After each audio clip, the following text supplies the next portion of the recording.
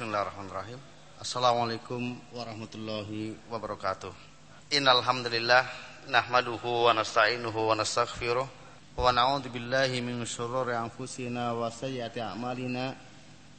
May yahdihillahu fala mudilla lahu wa may yudlil fala hadiyalah. Asyhadu an la ilaha illallah wahdahu la syarika lah wa asyhadu anna Muhammadan abduhu wa rasuluh. Ya ayyuhalladzina amanu taqullaha haqqa tuqatih wa la tamutunna illa wa antum muslimun. Ya ayyuhan nasu taqu rabbakumul ladzi khalaqakum min nafsin wahidah wa khalaqa minha zawjaha wa bassa minhuma rijalan katsiran wa nisaa wattaqullaha alladzi tasaaluna bihi wal arham innallaha kana 'alaikum raqiba. Ya ayyuhalladzina amanu taqullaha wa qulu qawlan sadida yuslih lakum a'malakum wa yaghfir lakum dhunubakum wa may yuti'illaha wa rasulahu faqad faza fawzan 'azima. Amma ba'd. Ikhwan wa akhwat fid din rahimani wa rahimakumullah. Alhamdulillah, puji syukur kita panjatkan kehadirat Allah Subhanahu wa taala atas karunia dan nikmatnya yang Allah anugerahkan kepada kita dengan nikmat yang amat sangat banyak yang tidak mungkin kita menghitungnya. Dan diantaranya adalah perjumpaan kita pada pagi hari ini dalam beberapa hari ke depan insyaallah dalam kegiatan daurah pembahasan kitab Salasatul Usul. Semoga Allah SWT memberikan kemudahan kepada kita untuk bisa memahami dengan baik dan benar dan memberikan taufik kepada kita untuk mengamalkan baik secara lahir maupun secara batin. Amin ya rabbal alamin. Ikhwafin rahimani wa rahimakumullah. Kita pun bersyukur kepada Allah SWT atas digerakkannya hati kita oleh Allah SWT untuk menyempatkan di hari-hari di mana banyak manusia sibuk dengan aktivitas duniawiyahnya, khususnya di masa-masa liburan, dan kita digerakkan hatinya untuk kemudian menyempatkan berthalabul ilmi. Dan kita harus sadari bahwasanya kalaulah Allah SWT tidak menggerakkan hati kita dan memberikan kekuatan kepada kita, maka ini pun tidak akan terjadi pada kita semuanya.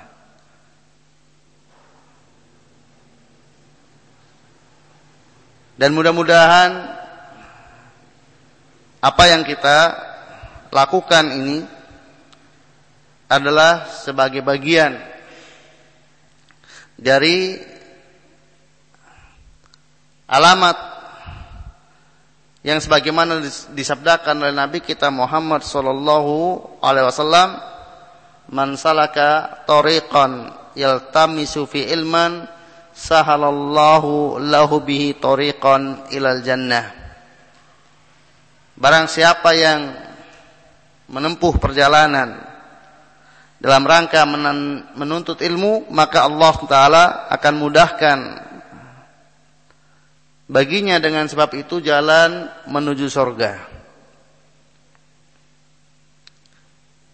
Dan juga mudah-mudahan inilah bagian dari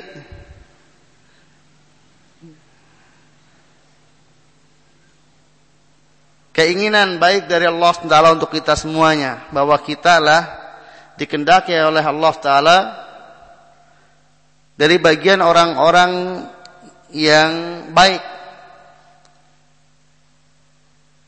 Nabi kita Muhammad sallallahu alaihi wasallam bersabda, "Man yuridillahu bi khairan yufaqihu fid din.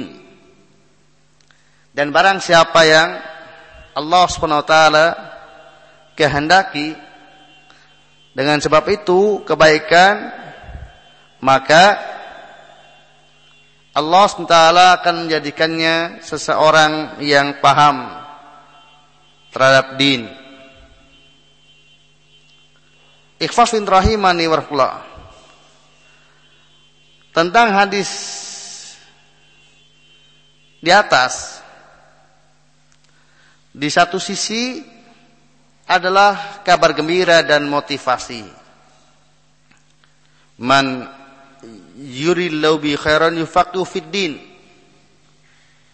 Barang siapa yang Allah kehendaki dengannya kebaikan, maka Allah akan menjadikannya seseorang yang faqih dalam din.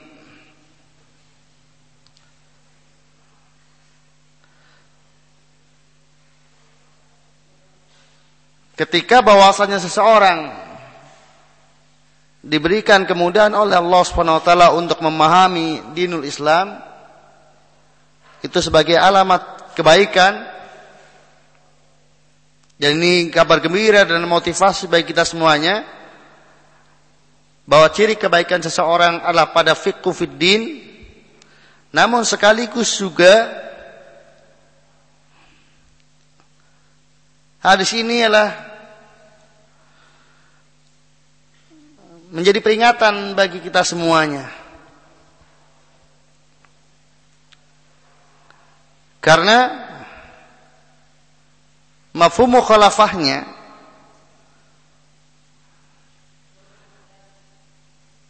atau sebaliknya. Jadi ketika alamat kebaikan adalah fiqhu fid din, paham tentang din,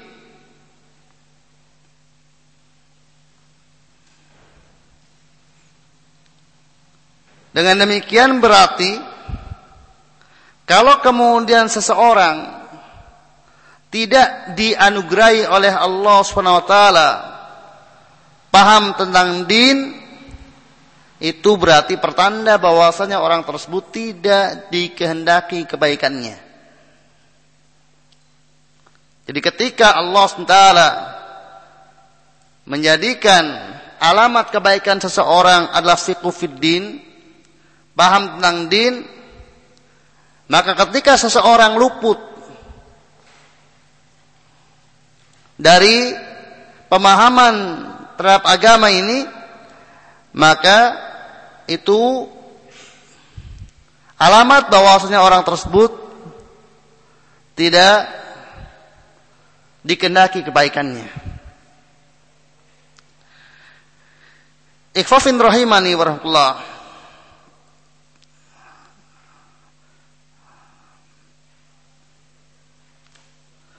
Kalau kemudian kita jujur terhadap diri kita sendiri, dan bahwasannya ketika kita memanjatkan doa kepada Allah Subhanahu wa taala adalah karena kebutuhan kita atas apa yang kita mohon kepada Allah Subhanahu wa taala, maka mudah-mudahan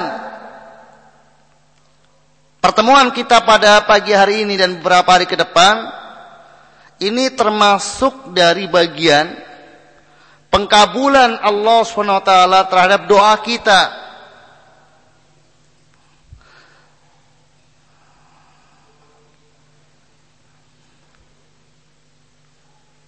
Semua kaum muslimin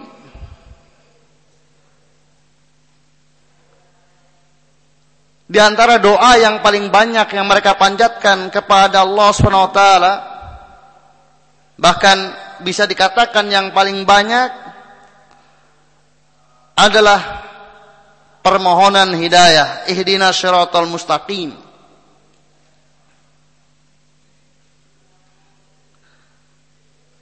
Berilah kami petunjuk ke jalan yang lurus. Dan jalan yang lurus adalah din yang hak itu sendiri. Itu syiratal ladzina an'amta alaihim ghairil maghdubi alaihim waladdallin. Di mana orang-orang yang diberi nikmat oleh Allah Taala, mereka adalah para anbiya, para siddiqin, para syuhada dan orang-orang soleh yang telah menempuh jalan yang lurus, yaitu menempuh agama yang benar. Dan pintu gerbang yang pertama kali untuk seseorang bisa meniti syiratal mustaqim adalah dia mendapatkan hidayah, mendapatkan petunjuk berupa ilmu yang bermanfaat. Itu sampainya kepadanya informasi kebenaran dengan benar.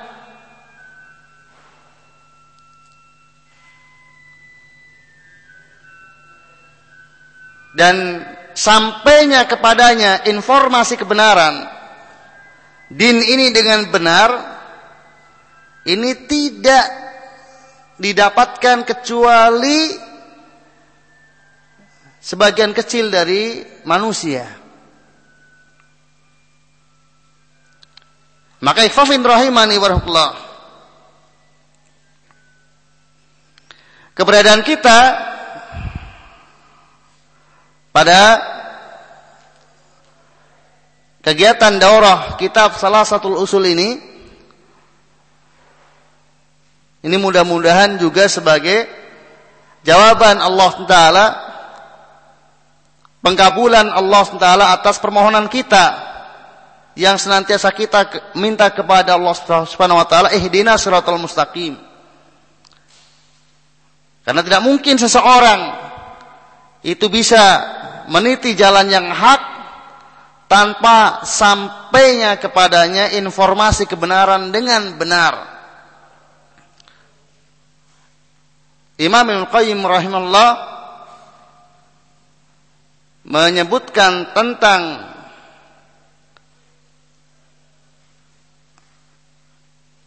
kandungan makna pada permohonan hidayah seorang kepada Allah Subhanahu wa taala,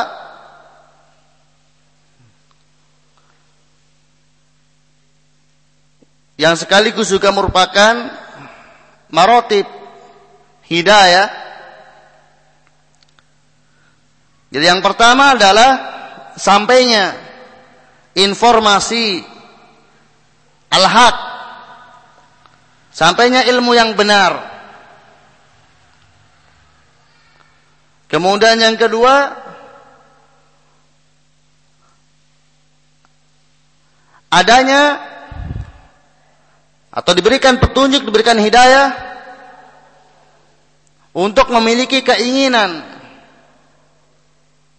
melaksanakan kebenaran yang telah sampai kepadanya. Diberikan tekad, iradah untuk kemudian mengamalkan kebenaran yang telah sampai kepadanya. Kemudian yang ketiga adalah diberi kekuatan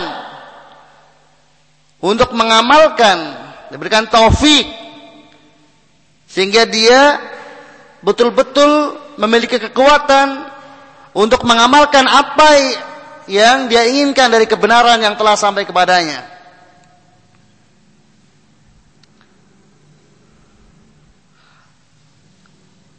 Kemudian yang keempat adalah diberikan hidayah untuk istiqamah, untuk mudawamah, untuk istimrar.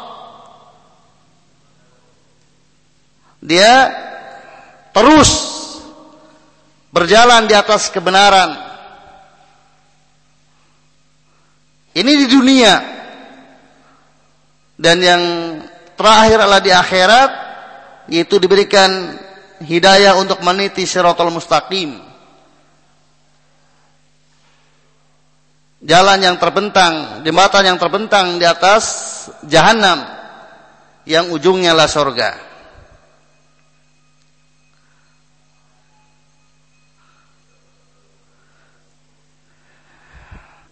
Maka ketika kandungan permohonan hidayah adalah sebagaimana penjelasan di atas, maka siapapun kita, bagaimanapun kedudukan kita, itu senantiasa membutuhkan doa ihdinas siratal mustaqim. Oleh karena itu, doa ini pun juga senantiasa dipanjatkan oleh para anbiya.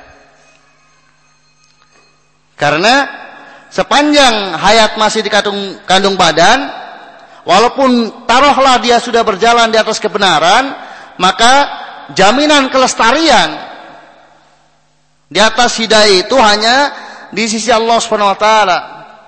Sehingga dia tetap butuh untuk kemudian diberikan jalan yang lurus, petunjuk kepada jalan yang lurus dalam arti kelestariannya. Itu bagi mereka yang betul-betul sudah sempurna ilmu tentang kebenaran, sudah betul-betul sempurna tekadnya dan pengamalannya dalam kebenaran.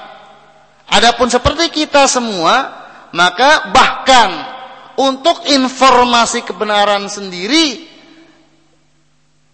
antara yang sudah sampai kepada kita dengan yang belum sampai kepada kita, itu masih terlalu jauh perbandingannya. Sehingga kita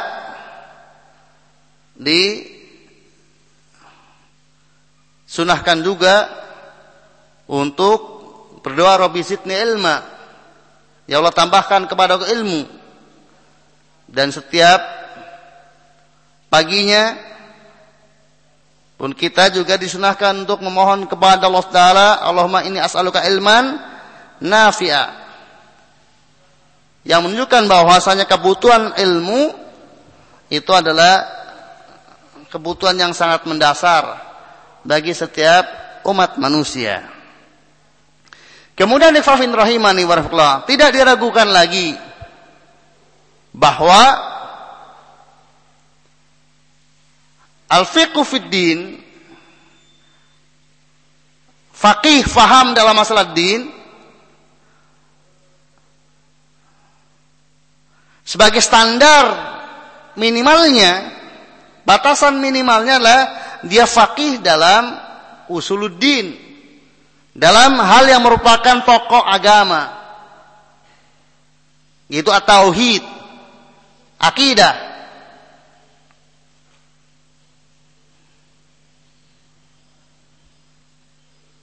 Dan tidak ada fiqhu fid din bagi seseorang yang tidak paham tentang akidah yang sahihah, akidah yang benar, tauhid yang benar. Setinggi apapun ilmu seseorang tentang dinul Islam, tetapi luput darinya pokok din itu sendiri, itu at-tauhid, al-aqidah, maka dia tetap jahil dan tidak bisa dinisbahkan kepadanya seorang yang faqih dalam din, sementara luput darinya ilmu tauhid.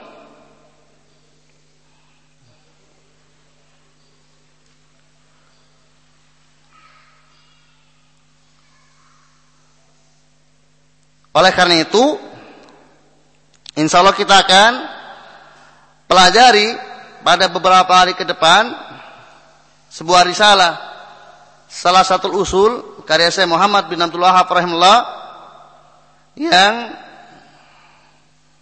telah terbukti barokahnya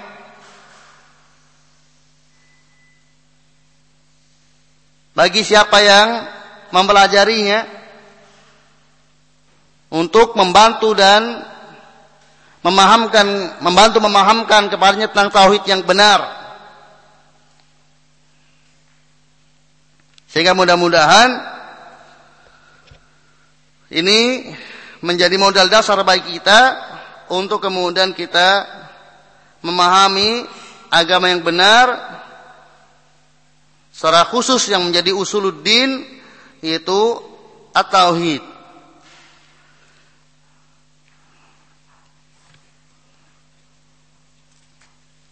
tentang penulis kitab ini tidak diragukan lagi tentang kemampuannya baik secara ilmu dan juga secara amal.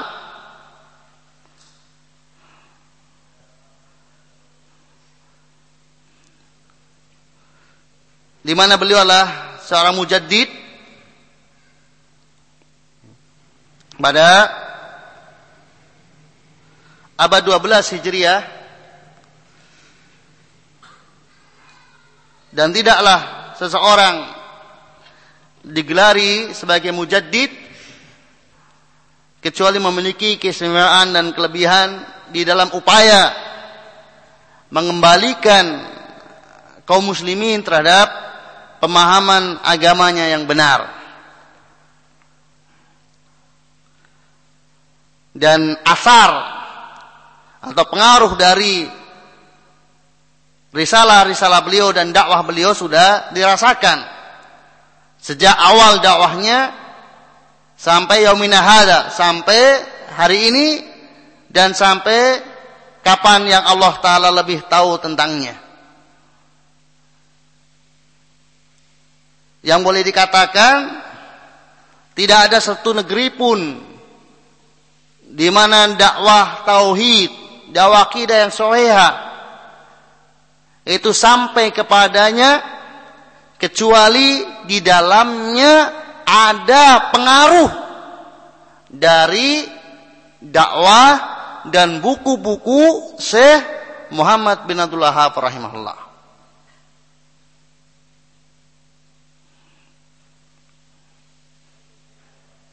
Tidak ada satupun negeri di dunia ini di mana dakwah tauhid itu sampai kepadanya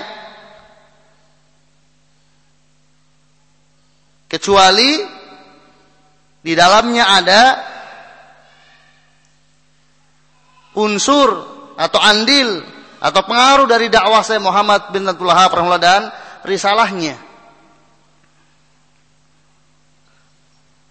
Bagi yang mengetahui tentang sejarah Islam, maka kondisi kaum muslimin sepertinggal salafus saleh ridwanullah alaihim ajmain itu betul-betul berangsur-angsur terpuruk, sehingga sampai di negeri turunnya wahyu pun kondisi pemahaman kaum muslimin ini amat sangat memprihatinkan secara umum, sehingga praktek-praktek kesyirikan dan bid'ah itu tersebar luas. Sampai kemudian Allah Ta'ala ciptakan salah satu dari hambanya untuk kemudian memperbaharui pemahaman yang telah banyak menyimpang di tengah-tengah kaum muslimin, untuk kembali kepada tauhid yang bersih, tauhid yang murni, itu yang ada pada Syekh Muhammad bin Abdul Wahhab rahimahullah, yang kemudian beliau berdakwah dengan bersungguh-sungguh. Dan dengan taufik Allah Ta'ala akhirnya kemudian pemahaman tauhid ini kembali cukup tersebar luas di Jazirah Arab, dan boleh dikatakan sampai hari ini hanya negeri yang betul-betul menegakkan tauhid dibanding yang lebih baik dibandingkan negeri-negeri yang lainnya adalah negeri Saudi Arabia.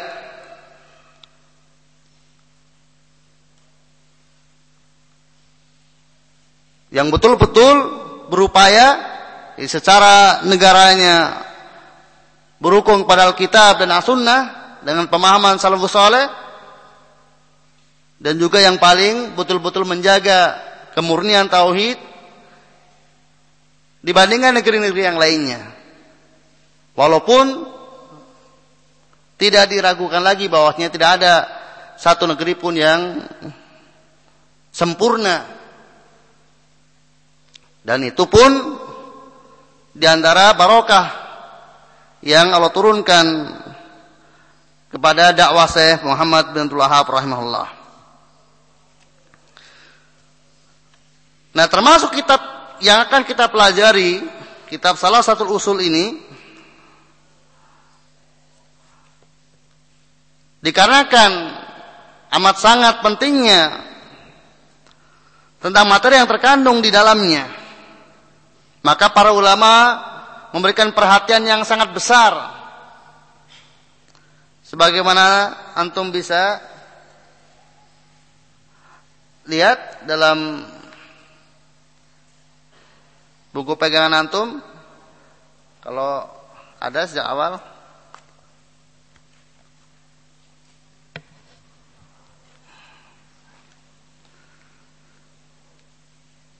Para ulama yang muktabar, para ulama-ulama besar itu memberikan perhatian yang sangat terhadap kitab Salasatul Usul ini, baik secara penulisan maupun secara penjelasan. Dalam arti mereka menulis penjelasan risalah Salasatul Usul ini dan juga mengajarkan secara lisan di masjid-masjid di mana mereka berada. Karena menurut para ulama bahwa dengan pengajaran kitab Salasatul Usul ini amat sangat besar pengaruhnya untuk perbaikan akidah kaum muslimin.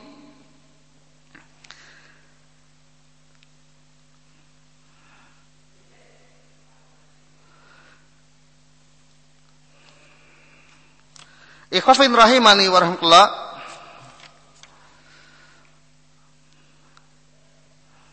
Kita langsung akan memulai untuk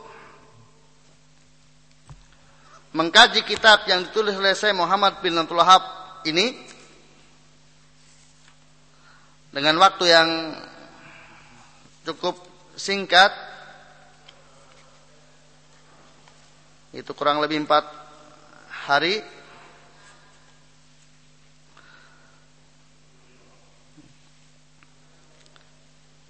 Oleh karena itu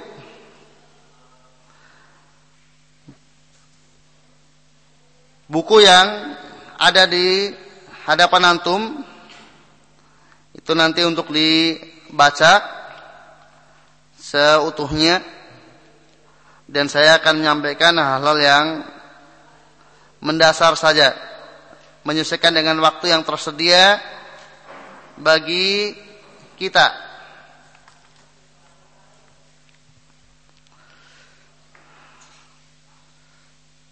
Jadi sekali lagi saya mohon kepada antum untuk kemudian membacanya di luar majelis seutuhnya.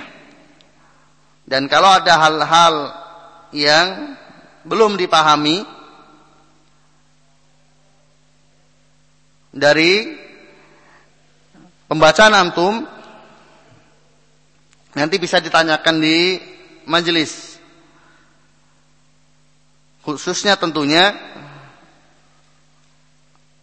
apa yang belum antum pahami dari permasalahan yang sudah disampaikan di majelis. Jadi ketika kemudian dijelaskan di majelis, kemudian antum murojaah atau antum baca apa yang ada di buku, kemudian antum dapatkan iskal, hal yang tidak dipahami,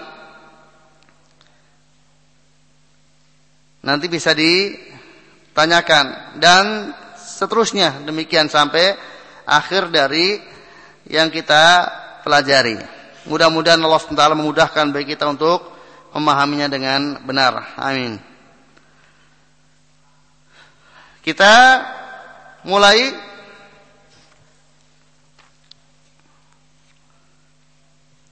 antum bisa lihat pada halaman 13 kalau halamannya sama.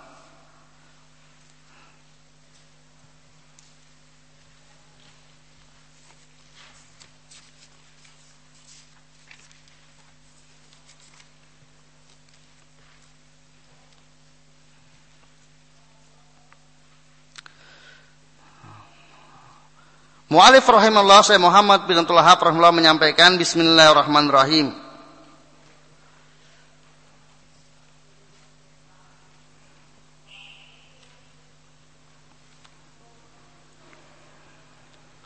Ikhwan rahimani rahimahullah,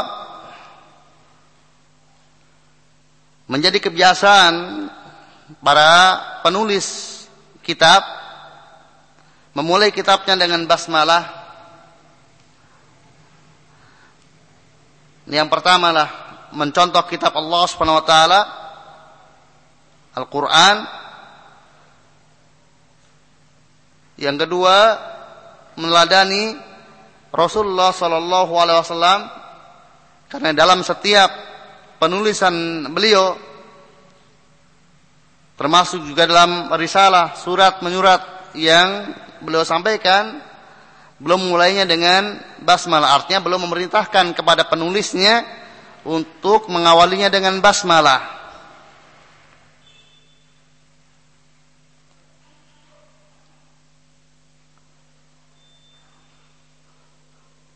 Demikian juga para anbiya sebelum Nabi kita Muhammad sallallahu alaihi wasallam. Sebagaimana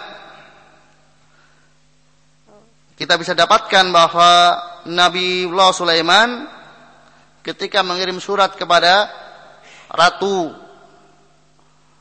Yaman,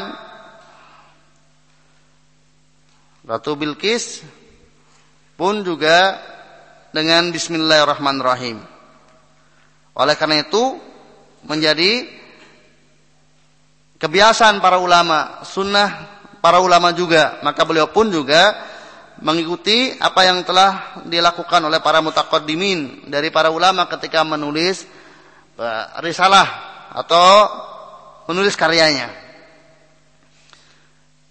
Dan permulaan basmalah ini tidak hanya dalam urusan tulis menulis, termasuk di dalamnya sunnah dalam setiap aktivitas kebaikan yang dilakukan oleh seseorang.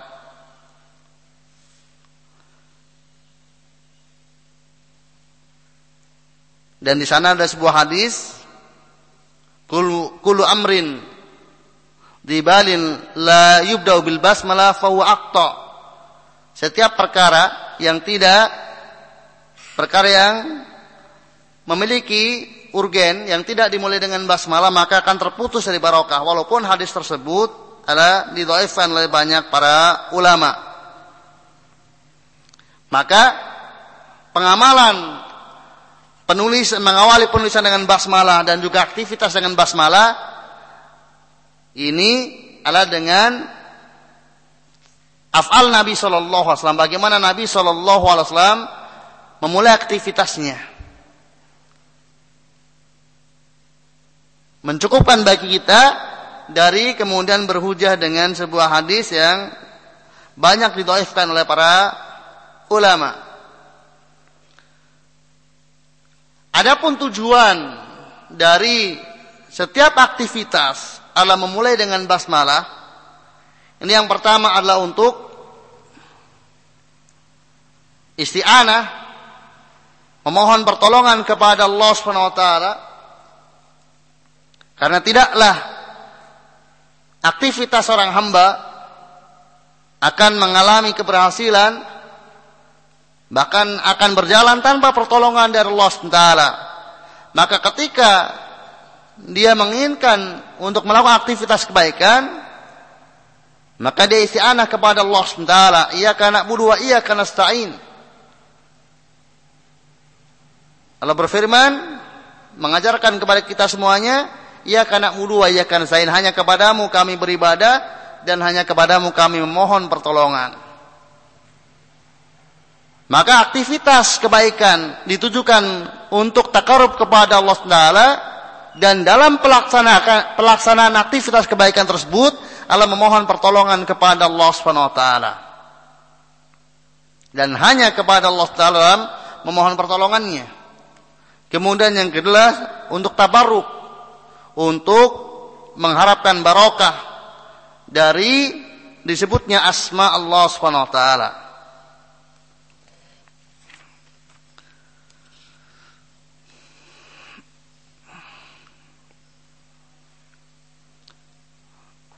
Maka hadirkan di dalam hati kita ketika kita melakukan aktivitas, kemudian kita memulainya dengan basmalah, dua hal tersebut. Yaitu kita memohon pertolongan kepada Allah SWT agar aktivitas kita berjalan dengan baik, dan juga kita mengharapkan kepada Allah Ta'ala barokah, yaitu kebaikan yang banyak atas aktivitas yang kita lakukan.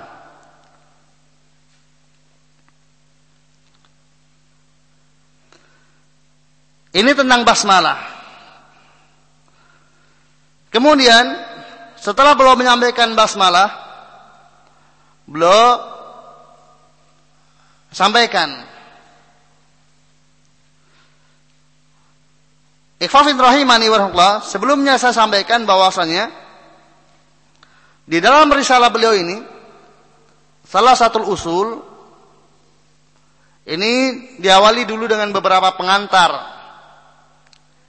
yang sebagian ulama memberikan penjelasan bahwa pengantar yang disampaikan dalam salah satu usul ini bisa jadi aslinya adalah sebuah risalah tersendiri, risalah yang terpisah.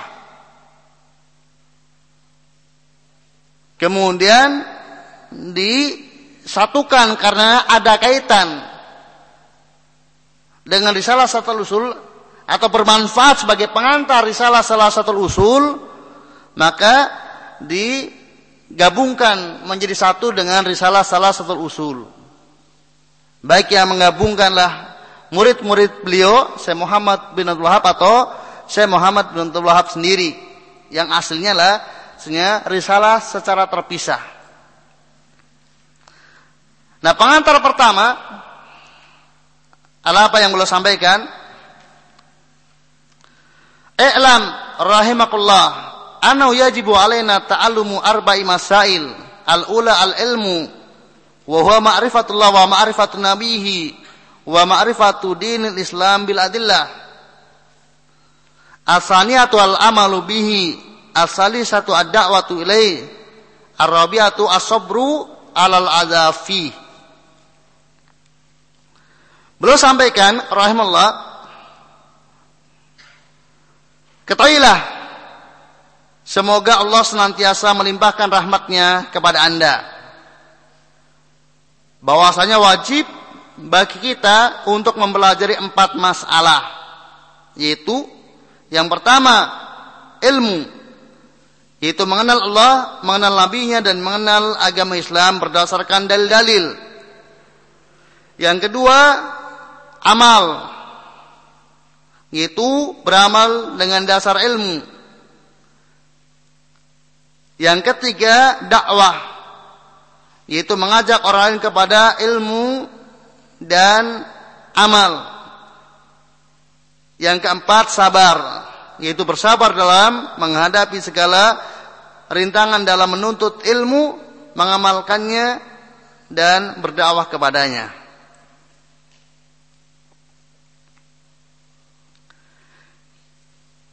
Ikhwan rahimani warahmatullah,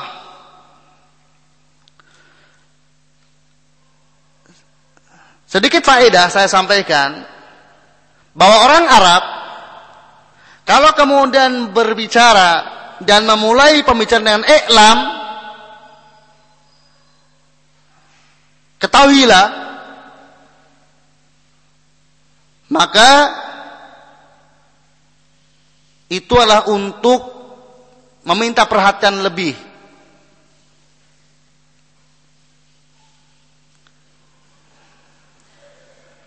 Hal itu disebabkan karena apa yang akan disampaikan adalah sesuatu yang amat sangat penting.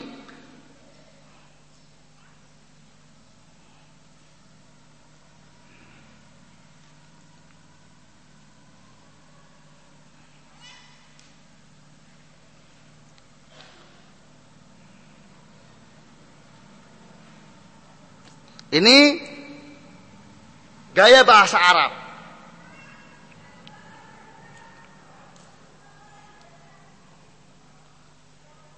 Maka terkadang Allah pun juga dalam firman-Nya mendahului dengan i'lam wa nafikum Rasulullah. Ketahuilah bahwa di tengah-tengah kalian ada Rasul Allah.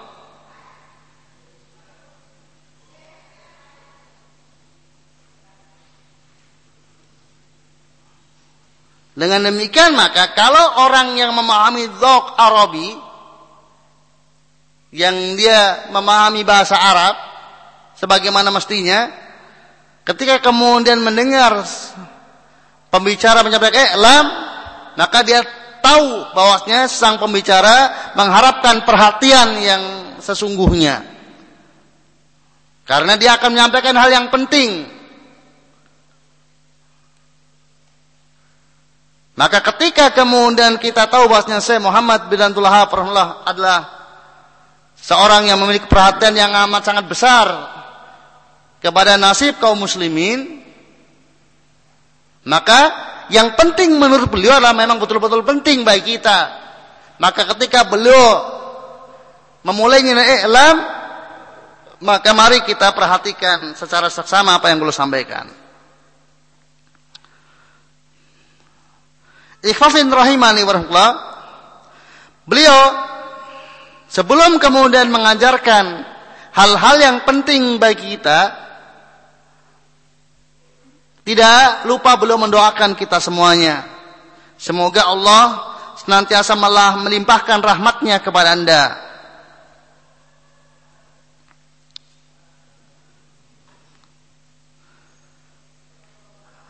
Doa rahmat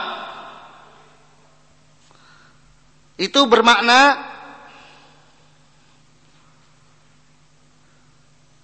semoga Allah SWT mengampuni dosa-dosa kita yang telah lalu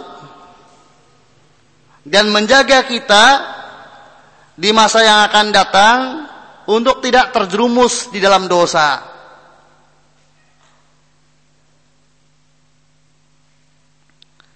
Itu makna dari rahimakumullah. Semoga Allah Subhanahu wa taala mengampuni dosa-dosa Anda yang telah lalu dan memberikan taufik kepada Anda di masa mendatang supaya selamat dan tidak terjerumus di dalam dosa.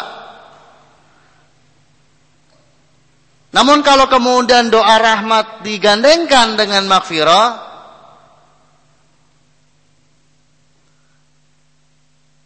semoga Allah merahmati Anda dan mengampuni Anda, rahimallahu wa ghafarallahu lak, maka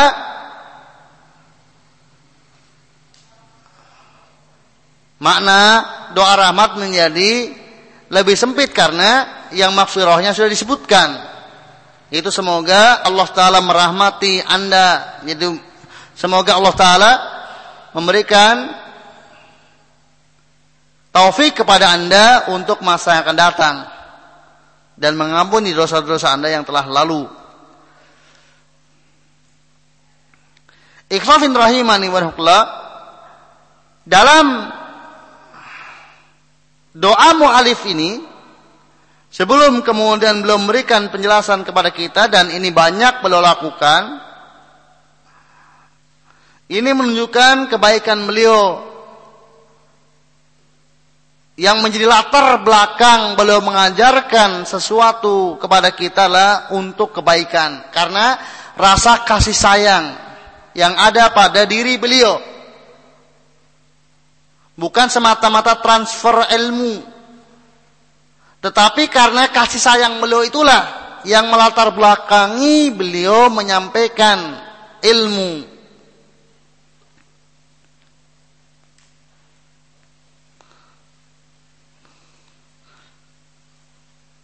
Dan inilah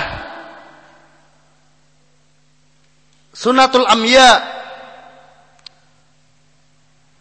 ala rasim Nabi kita Muhammad sallallahu alaihi wasallam. Laqad ja'akum rasulun min anfusikum azizun 'alaihi ma 'anittum harisun 'alaikum bil mu'minina raufur rahim. Telah datang kepada kalian seorang rasul dari jenis kalian,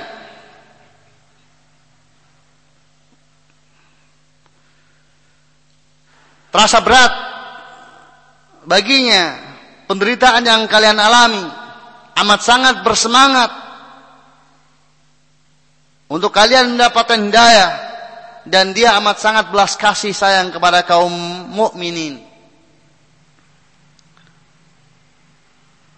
Maka para ulama menyebutkan bahwa al-ilmu mabniun ala rahmah, bahwa ilmu itu adalah dibangun di atas kasih sayang.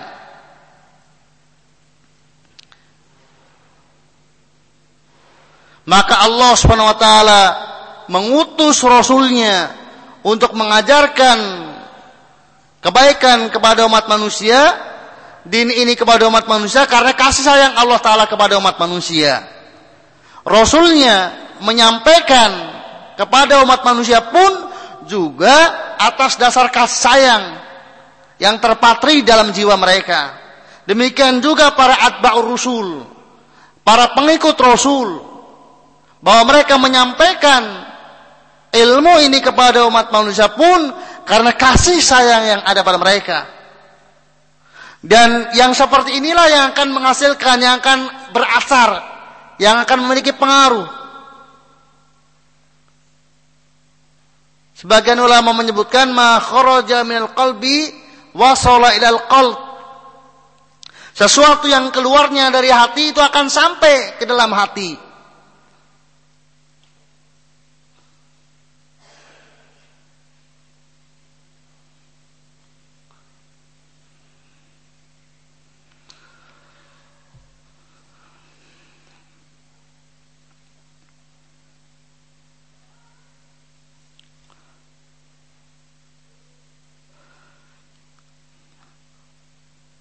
Kemudian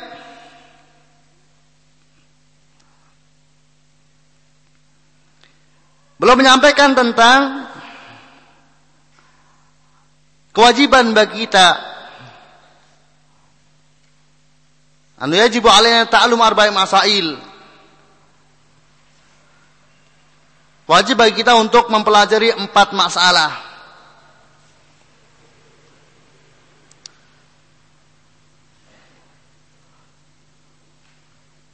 Ikhwafin rahimani wa rahmatullah.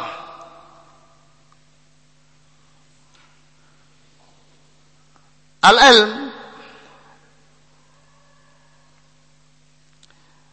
ketika disebutkan secara mutlak, maka yang dimaksud adalah ilmu syar'i. Dan ini yang harus menjadi perhatian bagi kita semuanya, bahwa ketika Allah dan Rasulnya memuji ilmu, maka yang dimaksudkanlah ilmu syar'i. Semua ayat-ayat dan hadis-hadis yang di sana sanjungan dan pujian kepada ilmu dan ahlinya, maka yang dimaksudkanlah ilmu syar'i.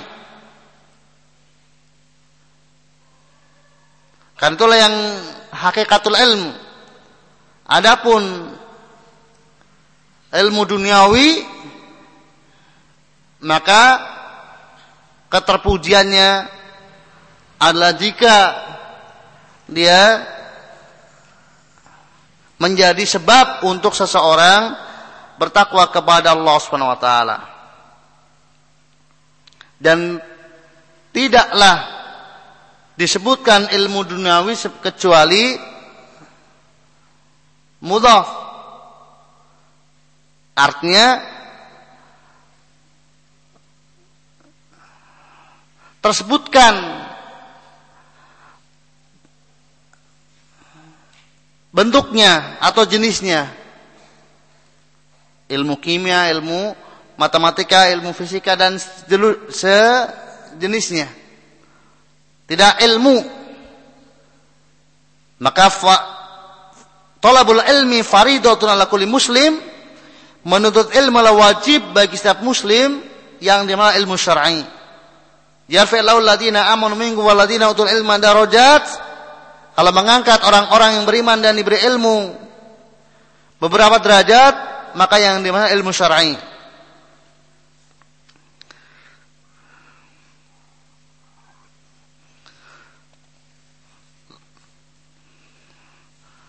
Lalu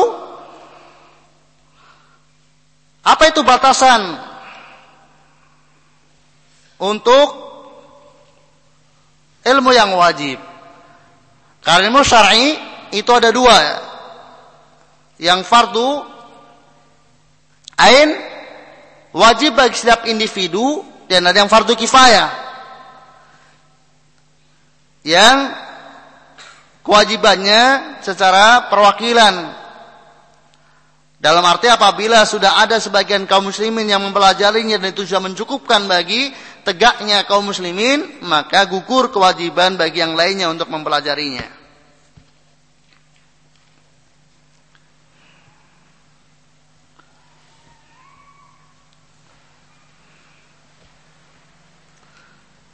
Anda bisa lihat di situ, halaman 16.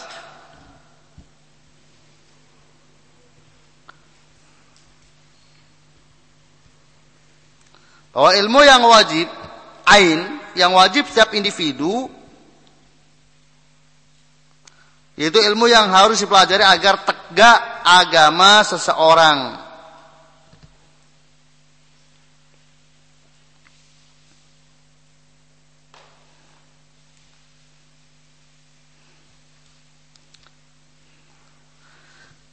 Artinya bahwa setiap orang itu wajib menuntut ilmu yang dengan ilmu tersebut menjadi benteng bagi dia, menjadi penjaga dia dari dia terjerumus ke dalam perkara yang haram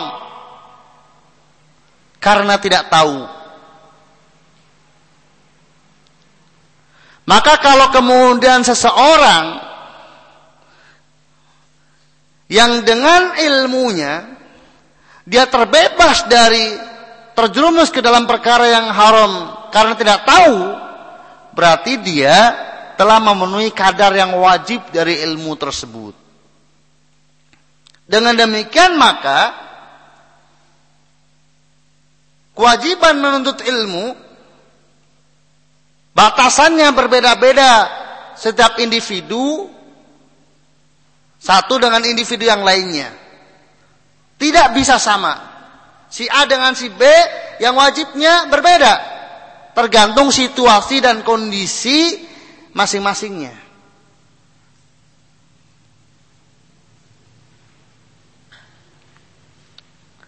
Maka ikhwafin rahimani warahmatullah. Karena kewajiban yang mesti kita jalani dalam kehidupan ini adalah apa yang kita yakini, apa yang kita katakan, dan apa yang kita amalkan, atau kaitannya dengan hubungan kita dengan Allah Subhanahu wa taala dan hubungan kita dengan sesama. Maka yang kita butuhkan untuk kemudian terpenuhnya itu semuanya secara benar, maka itu menjadi fardu ain.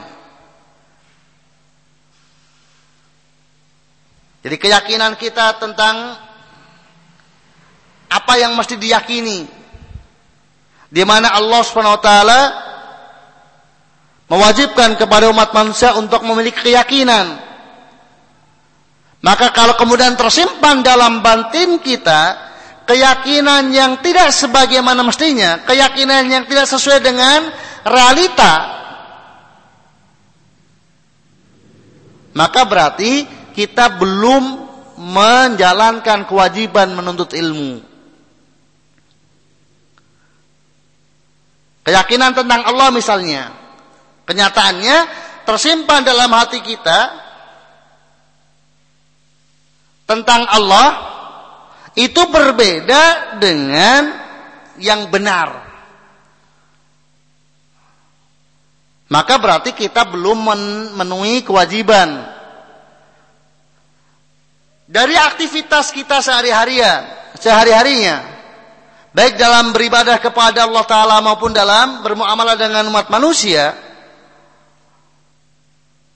itu ada di sana yang bertentangan dengan syar'i, yang hukumnya dosa, yang hukumnya haram. Tetapi kita lakukan itu semuanya karena kita tidak tahu. Berarti kita belum memenuhi kadar minimal dari menuntut ilmu yang wajib ain.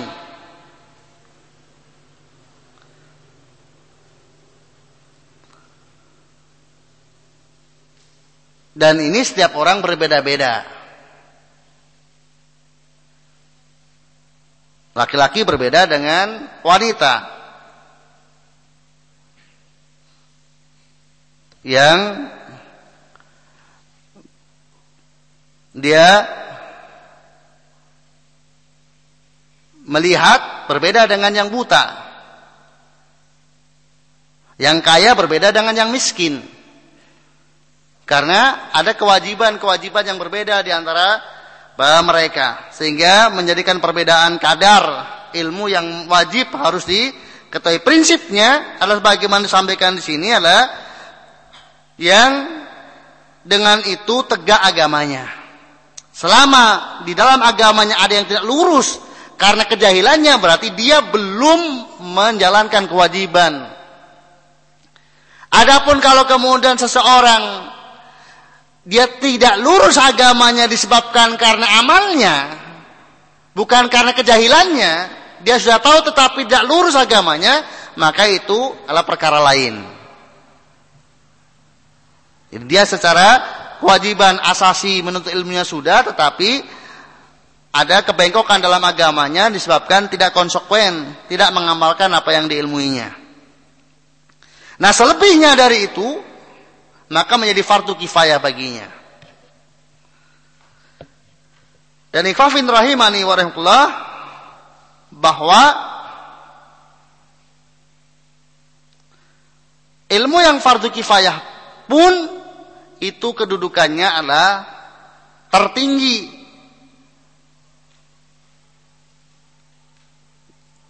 Jadi merupakan ibadah yang tertinggi. Seseorang bertafakuh fiddin dari yang sudah di luar batas kewajibannya. Yang menjadi fardu kifayah, maka dia pelajari, maka itulah peribadatan kepada Allah SWT yang lebih tinggi dibandingkan amal-amal lebih yang lainnya. Setelah seseorang mengamalkan yang wajib, kemudian dia memiliki tambahan dari yang wajib, maka di antara yang paling mulianya adalah dia memiliki tambahan dalam bertafakuh fiddin melebihi batas yang wajib.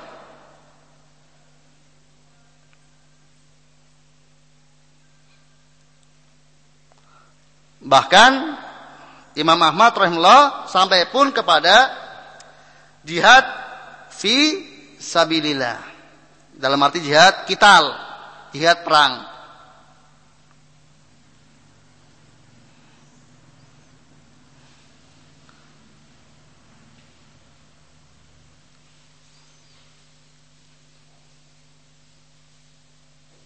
Beliau sampaikan Imam Ahmad rahimahullah, "Tsumma inna talabal ilmi fi ma huwa fardu kifayah afdal min qiyamil lail wa siyamin nahar wa shadaqah bidzahabi wal fiddah."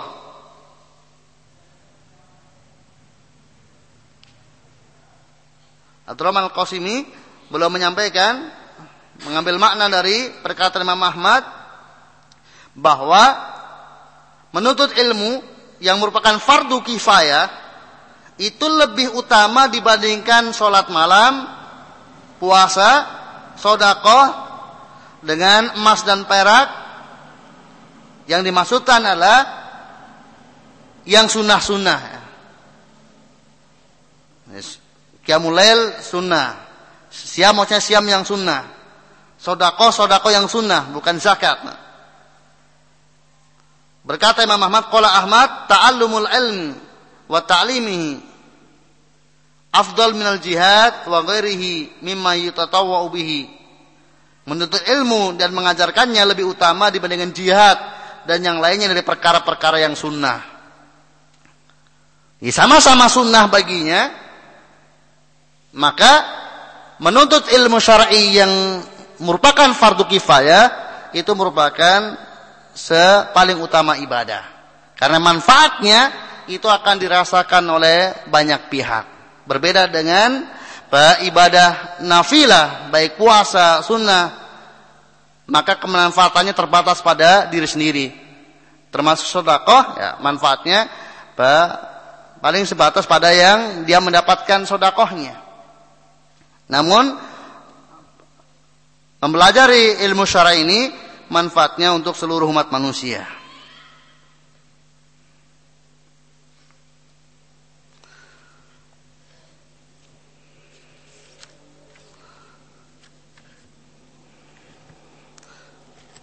Maka beliau sampaikan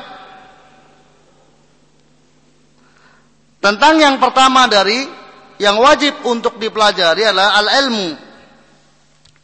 Dan beliau sampaikan dari yang paling wajib dari semua ilmu syar'i, yaitu mengenal Allah, mengenal nabinya, dan mengenal agama Islam berdasarkan dalil-dalilnya. Dan ini insyaallah akan kita bahas secara lebih terperinci pada inti dari risalah salah satu usul.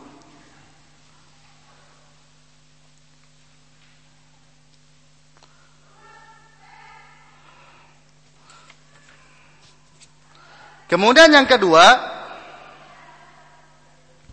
adalah beramal. Al-amalu bihi.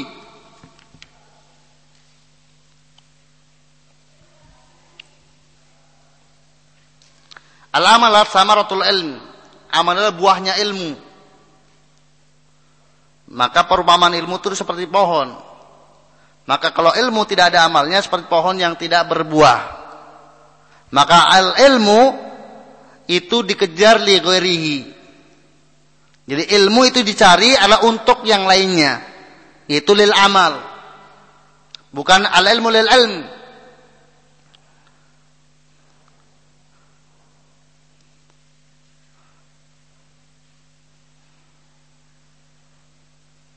Meskipun betul bahwa sebagian ilmu itu sudah didapat manfaatnya dengan cukup diilmui.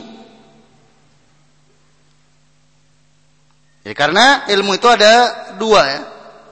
Lidatihi wa li ghairihi. Dan di antara ilmu yang lidatihi adalah ilmu tentang Allah Subhanahu wa taala. Fa'lam annahu la ilaha illallah. Ketahuilah bahwasanya tidak ada sembahan yang hak selain Allah. Maka seseorang mengilmui bahwasanya Allah Subhanahu wa taala adalah sembahan satu-satunya, dari sembahan yang hak selainnya, itu termasuk dituntut dan sudah mendapatkan manfaat dengan didapatkannya. Dan di sana ada ilmu yang dia la li ghairihi, dicari untuk yang lainnya. Seperti ilmu yang terkait dengan amalia, sholat, puasa, zakat, haji, itu nggak ada faedahnya. Orang berilmu itu semuanya, tapi nggak ada amalnya, itu justru menjadi wabal, menjadi musibah baginya.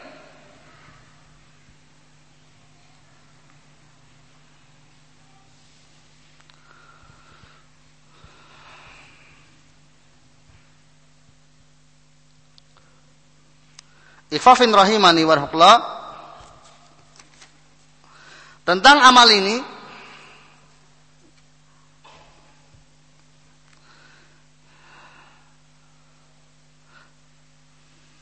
Dikatakan dalam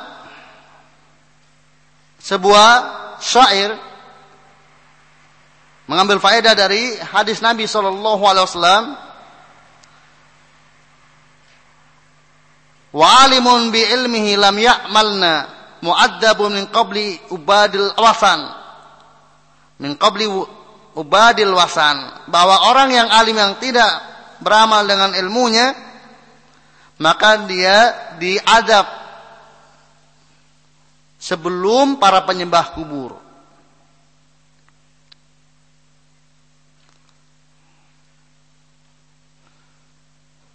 Ini mengambil faedah dari hadis awaluman tusa'aru bihim annar yaumal qiyamah. Orang yang pertama kali dimasukkan ke dalam neraka pada hari kiamat. Itu tentang 3 kelompok manusia, dan diantaranya adalah orang yang dia ta'allumul ilmi liyaqula alim. Dia belajar ilmu untuk dikatakan dialah alim. Jadi bukan untuk diamalkan. Maka ikhwan rahimani warahmatullah,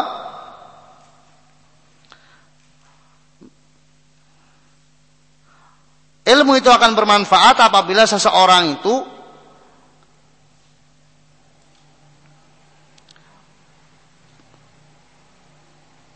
menuntut ilmunya adalah lirafil jahli an nafsihi, untuk menghilangkan kebodohan dari dalam dirinya, walil amali bihi, dan untuk diamalkan, warawil jahli an ghairihi, dan juga untuk dia membebaskan kejahilan dari orang lain. Jadi barang siapa yang menuntut ilmu adalah untuk supaya hilang kebodohan dari dirinya, karena raful jahli adalah dituntut, matlub, seseorang harus menghilangkan kebodohan dari dalam dirinya. Maka kalau seorang tergerak menuntut ilmu karena merasa bodoh, maka kemudian dia menuntut ilmu supaya kemudian dia hilang kebodohannya, dan itu adalah dalam rangka lil amali bi, untuk kemudian dia mengamalkannya, dan juga untuk riful jahli an ghairi, untuk menghilangkan kejahilan orang yang lainnya. Maka barang siapa yang menuntut ilmunya demikian, muwafaq insyaallah, maka dia akan dapat taufik dari Allah SWT, dan ilmunya akan bermanfaat.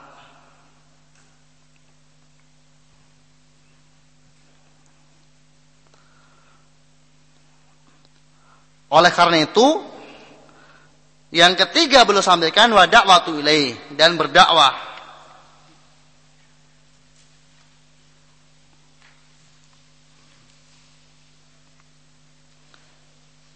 Karena tadi ya, jadi bukti kemanfaatan ilmu adalah di samping diamalkan adalah didakwahkan, diserukan. Tetapi bukanlah tujuan asasi seseorang menuntut ilmu adalah untuk kemudian dia berdakwah. Tapi yang asasinya adalah untuk kemudian dia menghilangkan kebodohan dan mengamalkannya untuk dirinya. Baru kemudian untuk didakwahkan.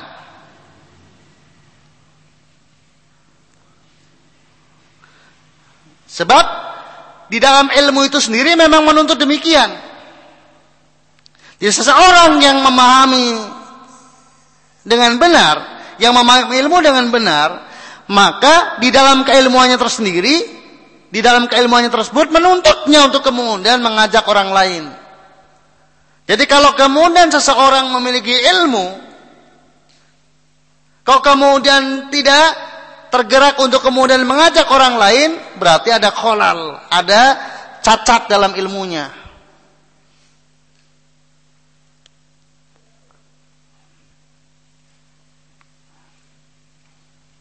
Oleh karena itu, ad-da'wah adalah merupakan jalan atba' al-amya. Allah berfirman dalam surat Yusuf, bisa dilihat pada halaman 17, "Qul hadhihi sabili ad'u ila Allah ala basiratin ana wa man tabani wa subhanallah wa ma ana minal musyrikin. Katakanlah, inilah jalan agamaku, aku dan orang-orang yang mengikutiku mengajak kamu kepada Allah dengan hujah yang nyata. Maha suci Allah, dan aku bukanlah termasuk orang-orang yang musyrik. Bukti pendalilan dalam ayat ini,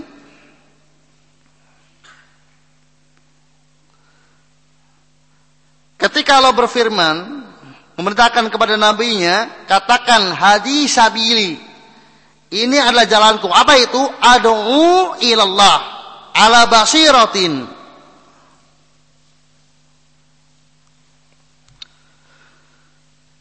Mengajak kepada Allah dengan hujah yang nyata.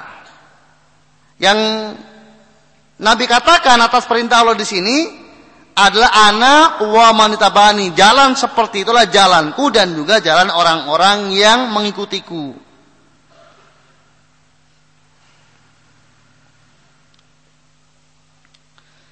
Maka Imam Al-Qayyim rahimahullah beliau menyampaikan bahwa barang siapa yang tidak demikian, maka dia bukanlah min ummati Muhammadin sallallahu alaihi wasallam alal haqiqah. Dia bukan umat Muhammad sallallahu alaihi wasallam yang semestinya. Bukan pengikut Nabi sallallahu alaihi wasallam yang semestinya. Yang tidak berdakwah kepada Allah Ta'ala di atas basirah. Dan berdakwah kepada Allah, berdakwah kepada agama Allah, berdakwah kepada tauhidullah.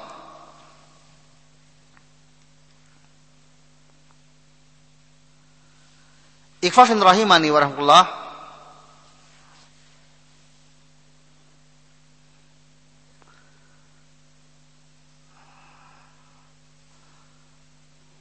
Di sini ada 3 kewajiban: berilmu, beramal, dan berdakwah.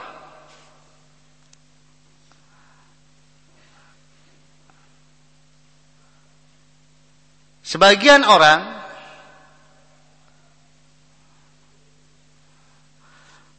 menghindar untuk berilmu karena takut tidak bisa mengamalkan. Sebagian lagi takut untuk berdakwah karena belum mengamalkan. Ikhwafin rahimani warahmatullah.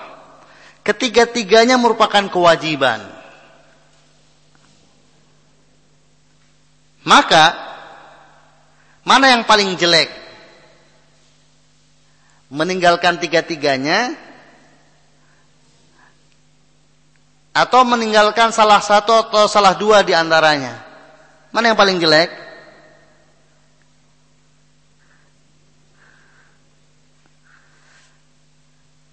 Maka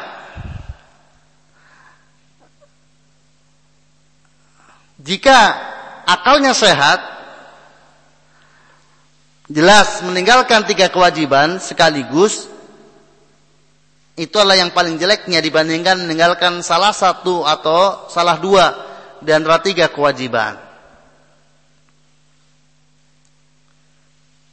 Maka penting saya sampaikan bahwa seseorang yang salah karena tidak tahu itu ada 2 ya. Orang yang salah karena tidak tahu ada 2 kemungkinan. Yang pertama adalah secara memang situasi dan kondisinya tidak memungkinkan untuk tahu, maka baginya ada al-udhr bil jahl. Dimaklumi atas ketidaktahuannya. Jadi seseorang yang salah, yang melakukan sebuah dosa karena tidak tahu, dan situasi dan kondisi yang ada padanya memang menuntut untuk dia tidak tahu.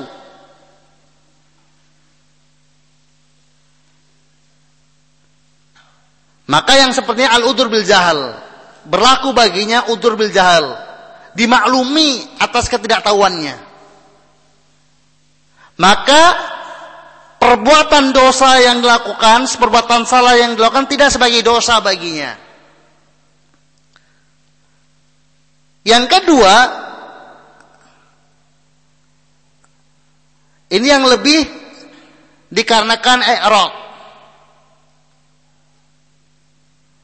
Lebih dikarenakan karena tidak mau tahu, tidak mengambil kesempatan untuk tahu, tidak memanfaatkan peluang yang sesungguhnya kalau dia ambil dia akan tahu.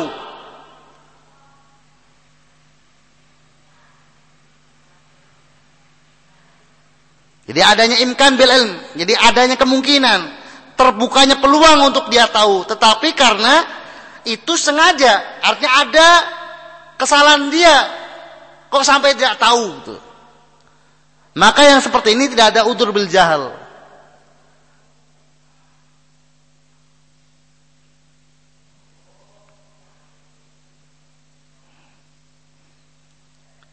Maka salahnya tetap dihitung sebagai dosa.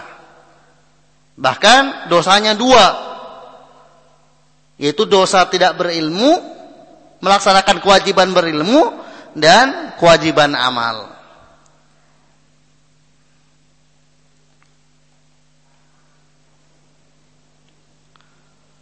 Kemudian yang ketiga tadi untuk berdakwah, maka sama.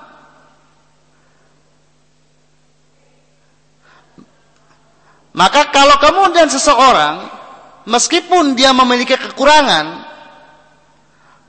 maka pada saat dia dituntut untuk kemudian menyampaikan kebenaran yang dia telah ketahuinya, walaupun kemudian dia belum mengamalkannya, maka tetap dia berkewajiban untuk menyampaikannya. Dan kalau kemudian dia tidak menyampaikannya, padahal dalam posisi yang wajib baginya untuk menyampaikan, hanya karena kemudian dia memang belum mengamalkannya, maka dua kesalahan, yaitu kesalahan tidak mengamalkan dan kesalahan tidak berdakwah, karena ini kewajiban tersendiri. Betul menjadi kesempurnaan bagi yang berdakwah untuk kemudian dia mengamalkannya terlebih dahulu, tetapi tidak menjadi syarat.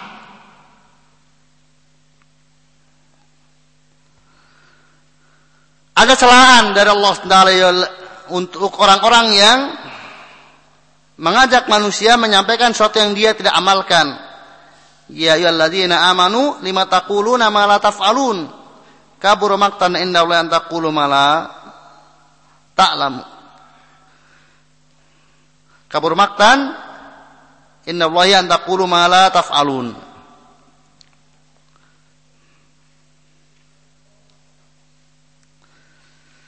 Hai orang beriman, mengapa kamu mengatakan sesuatu yang tidak kamu kerjakan? Amat besar kebencian di sisi Allah jika kamu mengatakan apa-apa yang tidak kamu kerjakan.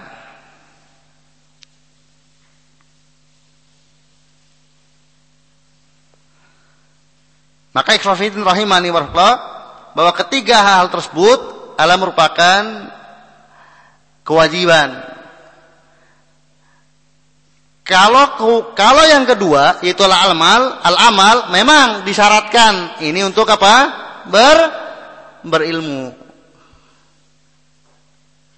Sebagaimana nanti kita akan dapatkan pada pelajaran berikutnya ketika kemudian kita sampai kepada dalil yang disampaikan oleh mu'alif. Kemudian yang keempat, kewajiban yang kemana untuk bersabar. Dan bersabar di sini adalah bersabar dalam menuntut ilmu, bersabar dalam mengamalkannya, dan bersabar dalam berdakwah.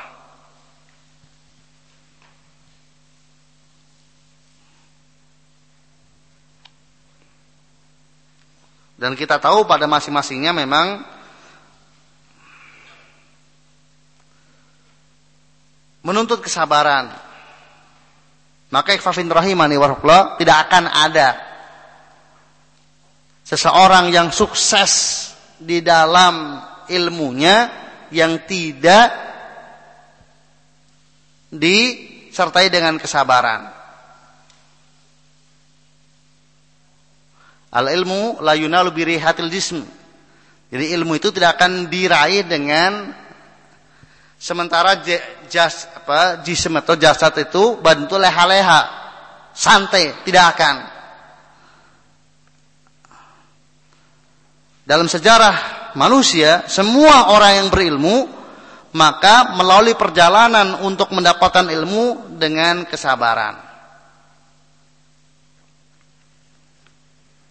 Karena di antara persyaratan untuk mendapatkan ilmu adalah dengan tulis zaman, yaitu dengan lamanya waktu.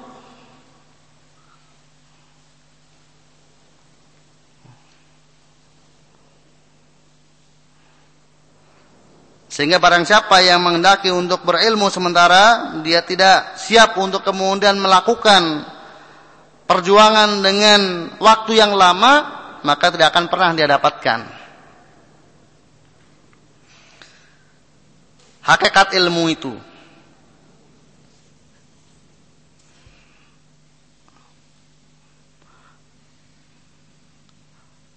Kemudian juga dalam beramal, apalagi di zaman sekarang ini yang penuh dengan fitnah,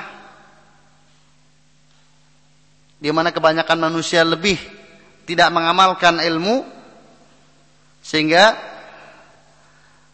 lebih mudah bagi seorang untuk kemudian meninggalkan ilmu yang diilmuinya, tidak mengamalkannya, baik dari secara faktor intern, bahwasanya jiwa manusia itu malas, bosanan, juga ekstern di mana dorongan dari sekitarnya untuk kemudian meninggalkan ilmu tersebut. Oleh karena itu, Nabi SAW dalam sabdanya ketika kemudian beliau memerintahkan kepada kita untuk berpegang teguh dengan sunnah, alaikum bi sunnati wa sunnatil khulafa'ir rasyidin al-mahdiyyin addu 'alaiha bin nawajid tamassaku biha addu 'alaiha bin nawajid. Wajib bagi kalian untuk berpegang teguh dengan sunnahku dan juga sunnah khulafa'ir rasyidin. Jadi apa yang telah aku tinggalkan dari al-ilmu wal huda, ilmu dan al-huda, yaitu amal yang saleh, juga yang telah ditinggalkan oleh khulafa'ir rasyidin, tamassaku biha, pegang sunnah tersebut dengan erat, wa addu 'alaiha, dan gigit dengan gigi geraham, addu 'alaiha bin nawajid. Yang ini semuanya kinayah untuk menunjukkan bahwa kalau tidak sungguh-sungguh di dalam mengamalkan, itu akan lepas. Kalau memang untuk mengamalkan sunnah itu mudah, akan tetap ada pada kita, walaupun tidak sungguh-sungguh, itu tidak akan redaksinya sampai tamassaku biha wa addu 'alaiha bin nawajid. Nah, sebagian ulama mengambil faedah ketika kemudian ada pernyataan tamassaku biha wa addu 'alaiha, ini menunjukkan bahwa ada pihak luar yang berusaha untuk melepaskan dari pegangan kita. Kalau kemudian tidak ada pihak luar yang ingin berusaha melepaskan dari pegangan kita, itu cukup dipegang seperti ini sudah cukup. Selama kita sendiri tidak ingin melepaskannya, maka selamanya tidak akan lepas. Asal tidak ada yang berusaha untuk melepaskan dari kita. Ini aja cukup. Dipegang biasa-biasa aja, tidak akan lepas kalau kita tidak melepaskannya. Namun, karena di sana ada pihak luar yang ingin lepaskan dari kita, maka kalau seperti ini tidak cukup karena akan mudah diambil dan lepas. Berbeda kalau begini, maka ini amat sangat sulit. Dengan demikian maka ikhwan rahimani warahmatullah, hampir pasti bahwa seseorang yang mengilmui hak lalu kemudian dia mengamalkannya tetapi tidak sungguh-sungguh, artinya tidak menyadari dengan sepenuhnya bahwasanya dia harus betul-betul menjaga amal tersebut, berusaha mati-matian untuk mempertahankannya, maka hampir pasti akan lepas darinya. Cepat atau lambat dia akan meninggalkan amal tersebut. Karena pesan Nabi, tamassaku biha addu 'alaiha bin nawajid. Dan kehidupan para penuntut ilmu dan yang sudah sempat merasakan manisnya mengamalkan ilmu tapi kemudian tidak sungguh-sungguh, mereka berguguran. Innamal a'malu bil khawatim. Padahal nilai seseorang itu adalah di ujungnya, akhirnya, bukan sebelumnya. Bukan dulu saya adalah seorang yang sangat bersungguh-sungguh, dulu saya bukan. Tapi nanti akhir ketika ajal menjemputnya bagaimana kondisinya. Maka ikhwafin rahimani warahmatullah, mudah-mudahan hadis Nabi SAW di atas ini menjadi perhatian bagi kita semuanya. Kapan kita kemudian mengendorkan dari pegangan terhadap ilmu yang datang dari Nabi SAW dan pengamalannya, maka hati-hati kalau kemudian luput dan terlepas dari kita. Itu dalam beramal, dalam berdakwah jelas. Oleh karena itu Allah berfirman, wa'mur bil ma'ruf wa nahal munkar wasbir ala ma'asabak. Dikaitkannya wasbir ala ma'asabak pasca atau setelah wa'mur bil ma'ruf wa nahal munkar. Ini menunjukkan bahwa konsekuensi amar ma'ruf dan munkar adalah dia akan mendapatkan sesuatu yang membutuhkan kesabaran. Maka wa'mur bil ma'ruf wa nahal munkar wasbir ala ma'asabak.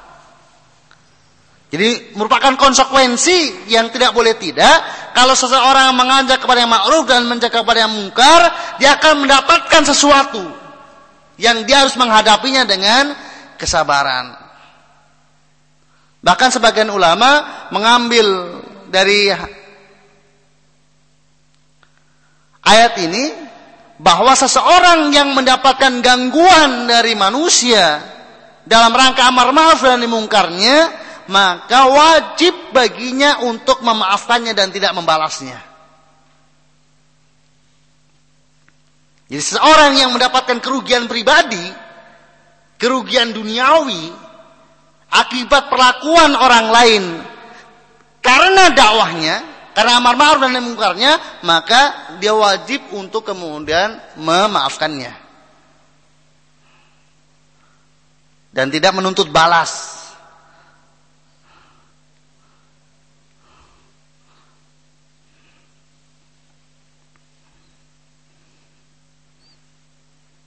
Antum melihat pada jihad fisabilillah tidak ada kisos ya.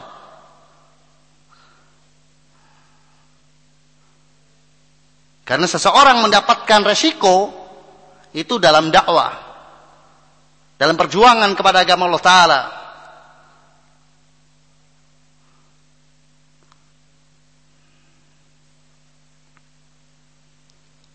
Maka tidak ada di sana kisos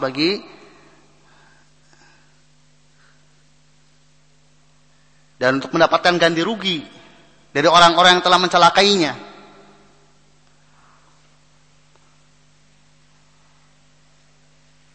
Dan Nabi kita Muhammad SAW tidak pernah sekalipun menuntut balas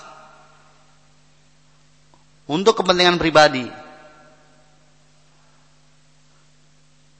Dan itu juga diantaranya karena semua musibah dan malapetaka yang beliau terima adalah karena dalam dakwah.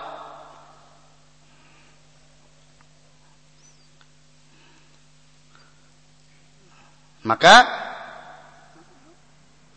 ulama menyebutkan, jadi barang siapa yang kerugiannya adalah karena Allah Ta'ala, maka mintalah dari Allah Subhanahu Wa Ta'ala.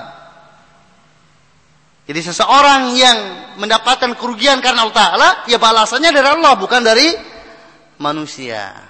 Berbeda kalau kemudian kerugian ditimbulkan bukan di jalan Allah SWT, silakan nuntut kepada yang telah membuat kerugian. Maka seorang ketika dianiaya dan karena urusan duniawi, berhak baginya untuk kemudian dia menuntut balas, kisos. Namun apabila itu karena Allah Subhanahu Wa Taala, maka mintalah dari Allah Subhanahu Wa Taala.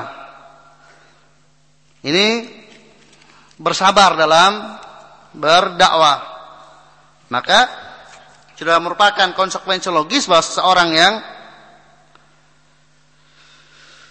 mengajak manusia kepada kebenaran dan mengingkari manusia dari kebatilan akan mendapatkan sesuatu yang menjadi kewajiban baginya untuk bersabar. Dan demikian ikhwafidin rahimani warahmatullah, secara global 4 masalah yang wajib untuk kita ketahui, dan insyaallah nanti setelah istirahat kita baca dalil yang beliau sampaikan dan penukilan beberapa ulama atas benarnya apa yang beliau sampaikan dari pendalilan terhadap masalah di atas. Kita cukupkan sampai di sini. Kita memohon kepada Allah Ta'ala dengan namanya yang indah dan sifatnya yang mulia, mudah-mudahan Allah Ta'ala senantiasa memberikan taufik kepada kita terhadap perkara-perkara yang diridhoinya. Amin ya rabbal alamin. Subhanakallahumma wa bihamdika asyhadu an la ilaha illa anta astaghfiruka wa atubu ilaik. Assalamualaikum warahmatullahi wabarakatuh.